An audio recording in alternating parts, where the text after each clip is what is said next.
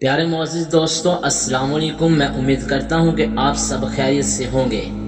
پیارے دوستو، آج کی اس ویڈیو میں آپ سے حضرت امام ابو حنیفہ کے صبر کا بہت ہی دلچسپ واقعہ شیئر کرنے جا رہا ہوں، تو لہٰذا آپ سے گزارش ہے کہ ویڈیو کو شروع سے لے کر آخر تک لازمی دیکھیے گا۔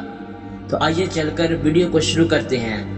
حضرت امام ابو حنیفہ کے والد صاحب کا انتقال ہو گیا۔ 3 دن تعزیت کے لیے بیٹھے رہے۔ 3 دن کے بعد باہر نکل کر چوک میں آ گئے۔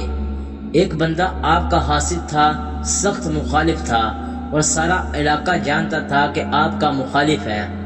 جب آپ باہر نکلے تو چوک میں بہت سارے لوگ تھے، وہ بھی سامنے سے آیا، السلام علیکم کے بعد کہنے لگا، امام ابو حنیفہ، سنا ہے آپ کے والد کا انتقال ہو گیا ہے؟ فرمایا ہاں۔ کہنے لگا، اپنی ماں کا نکاح میرے ساتھ کر دو۔ اللہ اکبر!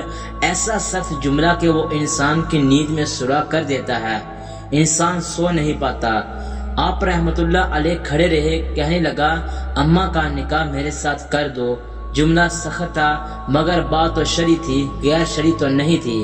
تو امام صاحب کے ساتھ جو شاگرد تھے، عقیدت مند تھے، انہوں نے اپنی تلواریں نکال لیں۔ آپ رحمت اللہ علیہ نے فرمایا، چپ کر جاؤ، ہم کوئی لاوارث تو نہیں ہیں۔ حضرت امام ابو حنیفہ رحمت اللہ علیہ نے ساری ہمت سمیٹی، آنکھ میں آنسو جو چمکے تھے ان کو بھی دامن میں سمیٹ لیا۔ ہمت جمع کر کے کہنے لگے، میاں تم نے کہا میں اپنی ماں کا نکاح تیرے ساتھ کر دوں تو عدت گزر لینے دے، تیرا نام لے کر اماں سے بات کروں گا، اگر وہ تیرے ساتھ نکاح کرنا چاہیں تو مجھے اعتراض نہیں ہے۔ یہ کہہ کر اپنے دوستوں کے بازو تھامے اگلے چوک میں گئے۔ وہ بندہ دھڑام سے زمین پر گرا اور روح پرواز کر گئی۔ لوگ کہنے لگے، حضور اس سے کیا ہوا؟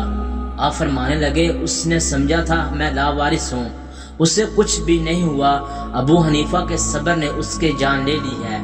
کئی دفعہ لوگ بڑے سخت جملے کہہ دیتے ہیں، بڑی تکلیف ہوتی ہے، حسد بڑی بری چیز ہے۔ اس کے شر سے اللہ پاک ہم سب کو محفوظ رکھے، آمین ثم آمین۔